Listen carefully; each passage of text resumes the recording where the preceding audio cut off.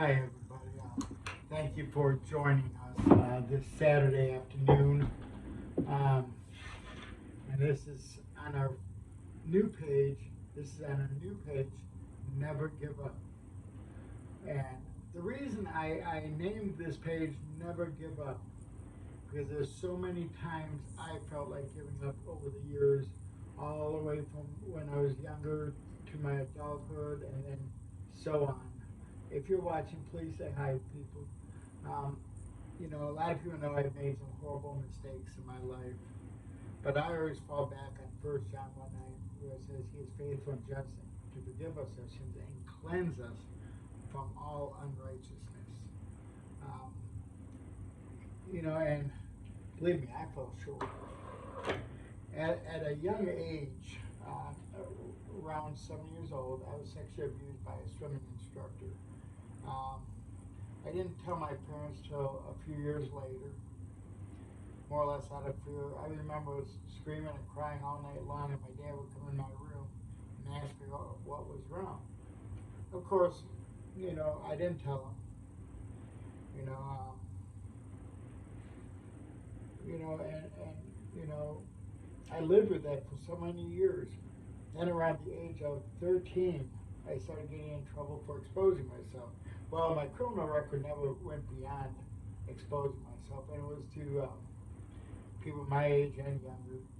Um, and I was convicted of 2 counts of attempted kidnapping that never even occurred. Not even close to it. Cuyahoga County has a habit of exaggerating, and the news media too, especially the Cincinnati Channel 12, they weren't very honest when they did the story on me, and they did that to destroy a bill. But now I'm saying all that because it was so easy to give up, and I didn't give up because, I believed in the power of Christ. At the age of 13, I received Christ. I remember it was a Sunday evening, and I was planning on going forward, but something happened during that service that really changed my life. And yes, a 13-year-old really does know what's right from wrong. I mean, what is wholesome, and so forth. And I went forward that day, and I accepted Christ, and that was at Parmites Baptist Church.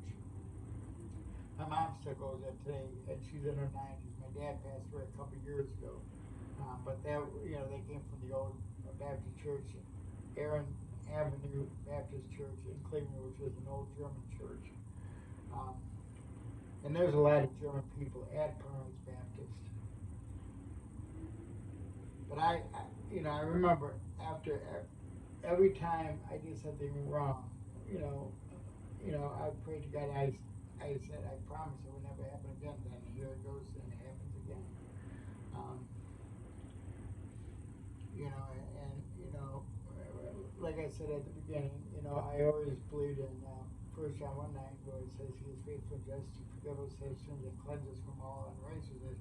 But it also says when you ask for forgiveness, Christ throws it in the depths of the sea. And we'll talk about that in a few minutes. Regarding something that happened to me a little bit over a year ago.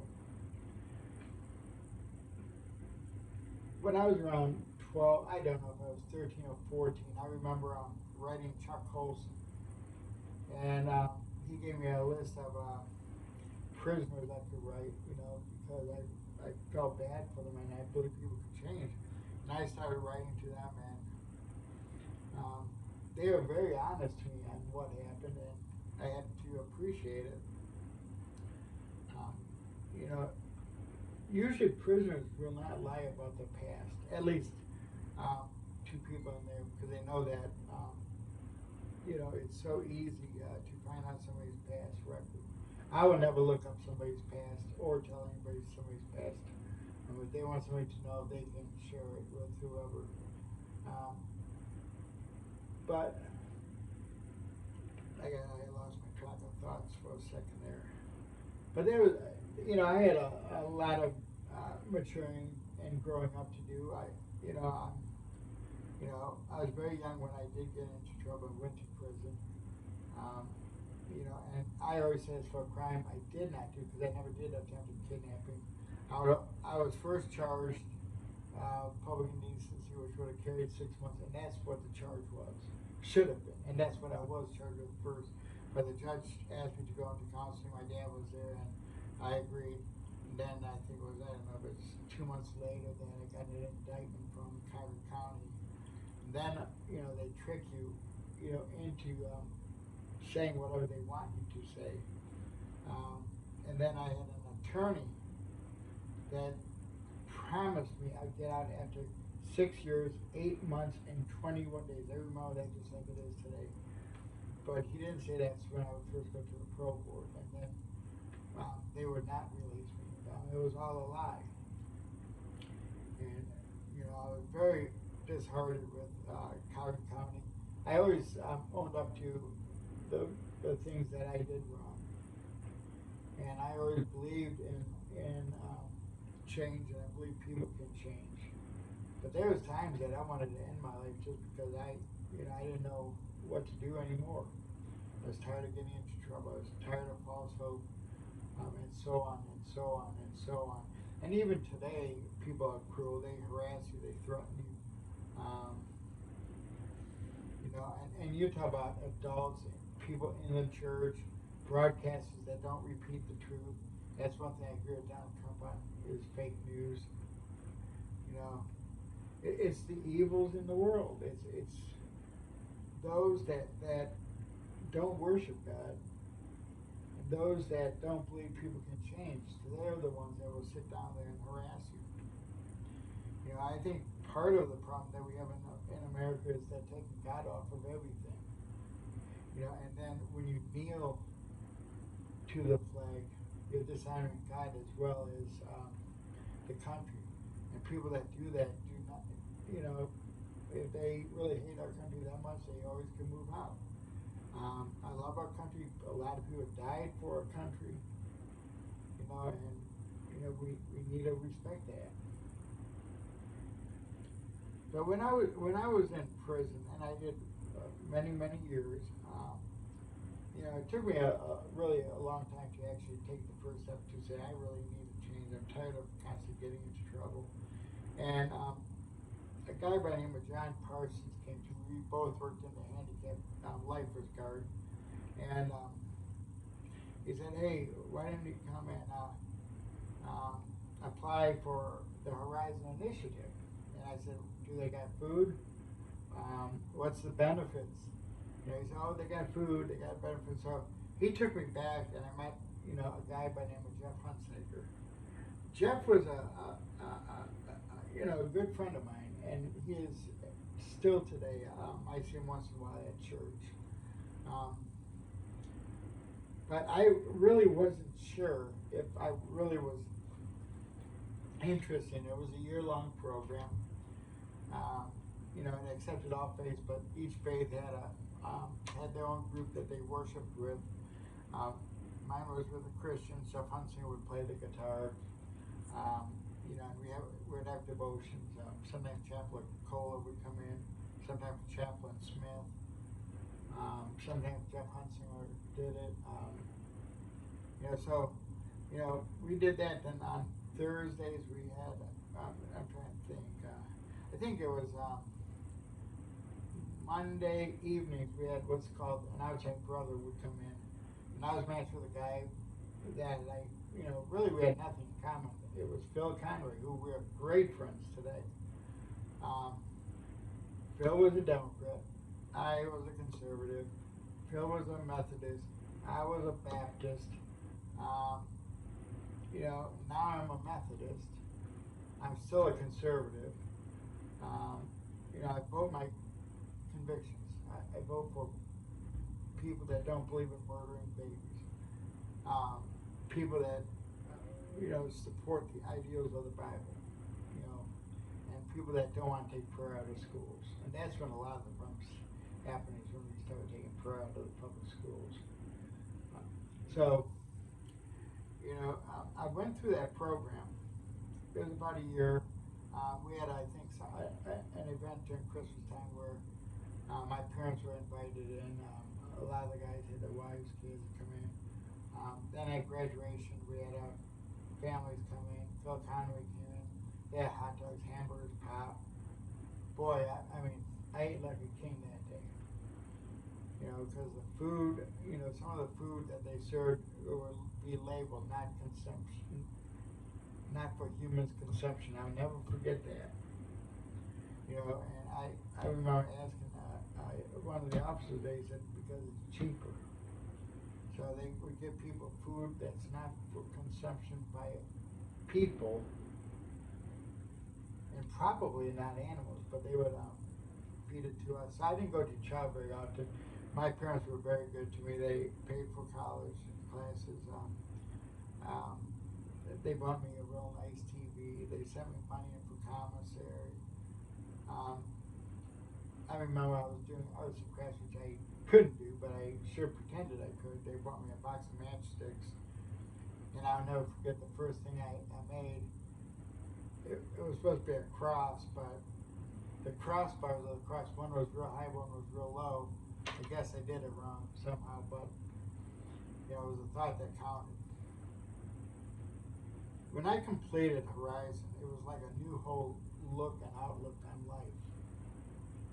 You know, and I started seeing stuff in a positive way. I went through Kairos as well, which was a fellowship of men, you know, Christian men, you know, supporting others, and we had people from all different faiths participate in Kairos. But after I graduated, I only had like 3 years left on my sentence. 8, 9, 10. Yeah, 3 years left.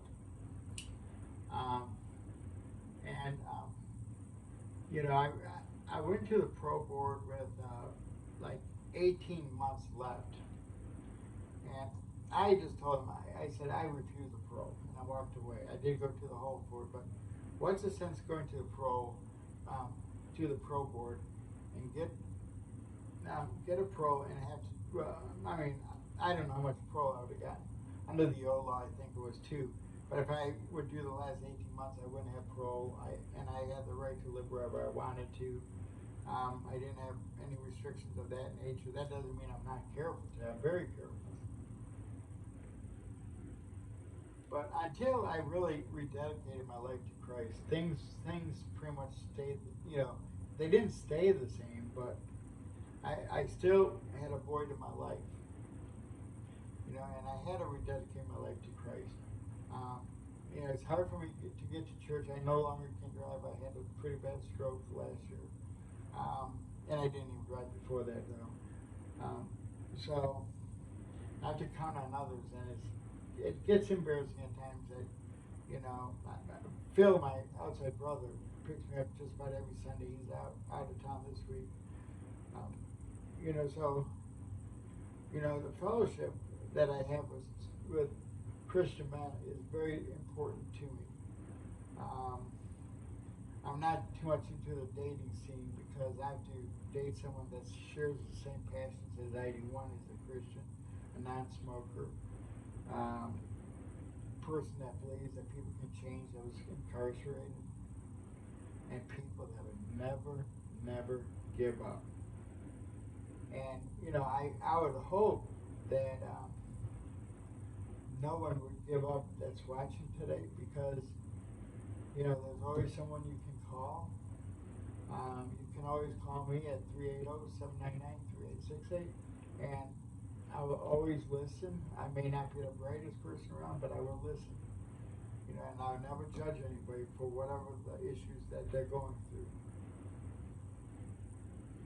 And I'm just, you know, driven by the kindness that people can show. You know, not the unkindness that people show, but the kindness that they do show. And there's so many people that's been nice to me over the years. Boy, I can't even name them all. Candace Sanchez, Shiloh Rafferty, Karen Phelps, Jerry Vaughn, Lori Rayburn, Stephanie my friend Stephanie, um, Delise, Cynthia. I mean, it's just the list goes on and on and on. These are people that do not judge. These are people who care regardless of your past. And these are people that want to see changes take place in our prison system today. And they also want to see changes in people's lives. And that's what I would like to see. Not all this negative stuff and not listen to the news just talking bad about people. Because, so we have to be driven by kindness, by compassion. And let's be a good example for others and not a bad example. And let's not put people down for their past, but let's pray for them. Folks, I really appreciate you listening today, and our new page, Never Give Up. We're going to do some blogs on there. I'll ask a question now and then and get some input. And, I'm really excited, guys. Thank you so much, and have a wonderful day.